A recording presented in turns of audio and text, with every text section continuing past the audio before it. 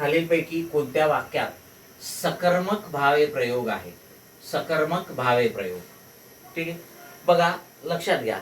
सकर्मक भावे प्रयोगाचं मित्रांनो एक वैशिष्ट्य लक्षात ठेवायचं, म्हणजे ही स्थिती वाक्याची फक्त सकर्मक भावे प्रयोगामध्येच असते, इतरत्र कुठेही नसते.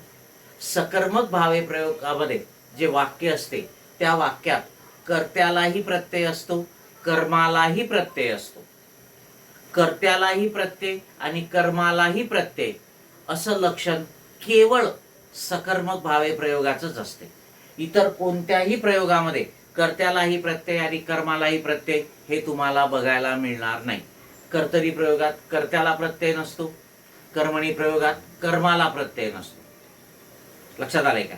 आणि भावे प्रयोगामध्ये, सकर्मक भावे प्रयोगामध्ये मात्र कर्त्यालाही प्रत्यय असतो, कर्मालाही प्रत्यय असतो. आणि म्हणून कर्ता आणि कर्म दोघांनाही प्रत्यय असेल तर तिथे सकर्मक भावे प्रयोग होतो.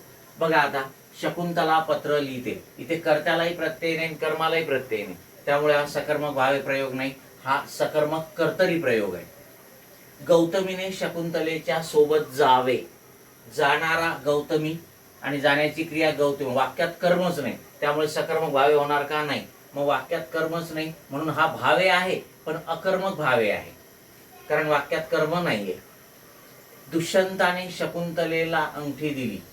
ठीक आहे, इथे द्विकर्म क्रियापदाचं वाक्य आहे, आपण प्रत्यक्ष कर्माचा विचार करत असतो, हा कर्मणी प्रयोग आहे. ठीक आहे, प्रधान कर्तृ कर्मणी, कर्ता तृतीय विभक्ती, कर्म प्रथमा विभक्ती. आणि आता बघा, दुष्यंताच्या शिपायांनी कोळ्याला मारले, मारणारे शिपाई कर्ता, कर्त्याला प्रत्यय आहे, मारण्याची क्रिया कोळ्यावर, कर्मालाही प्रत्यय आहे, आणि मारले तृतीय पुरुष एकवचनी नपुंसकलिंगी क्रियापद आहे. कर्त्यालाही प्रत्यय, कर्मालाही प्रत्यय, सकर्मक भावे प्रयोग.